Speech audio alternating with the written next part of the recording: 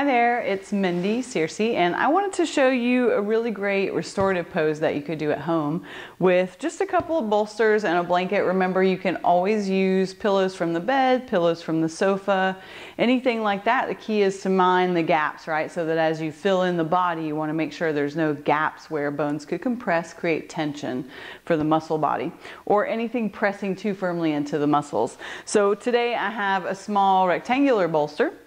I have one blanket, and then I have a large rectangular bolster.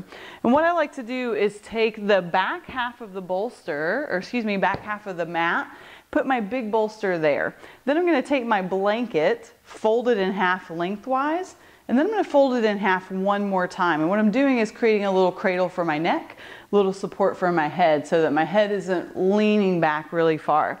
I'm going to put that on the back of the bolster that's for my spine. And I've got this little bolster that's going to go like the top of an upside down T to the small bolster underneath my legs.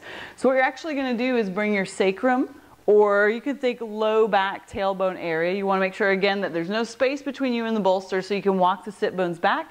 Support yourself really well. And then I go ahead and just slide the little bolster underneath the legs. And I'm going to bring the soles of the feet together, let the knees open out.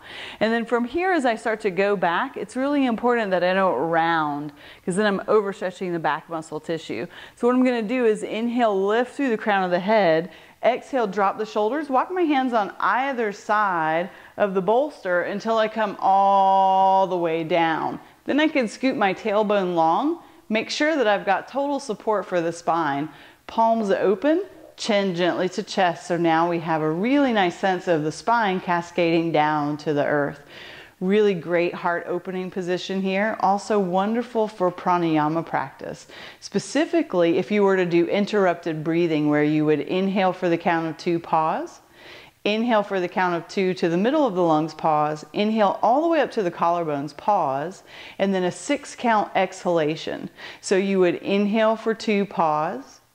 Inhale for 2, pause. Inhale all the way up tops of the lungs, pause. And then count out for 1, 2, 3, 4, 5, and 6, letting all the breath come out.